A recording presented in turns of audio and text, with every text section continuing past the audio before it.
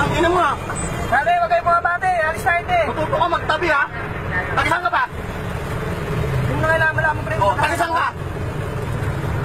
Tangan mo, tanong mo sa buhay manibela ha. Tangan mo, pinagsasabihan ka, itabi mo, kurahin mo ko. Tangan mo, wala kang galit yan, oh. Ano, wala yan, oh. Pero, Tangan mo, ha.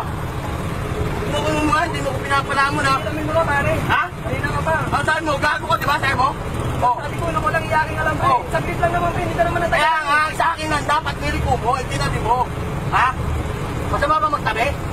Ano, pare, nakakatagal tayo dito. Ay, pag hindi mo, masama ba magtabi? Saglit lang naman, pare. Masama nga magtabi.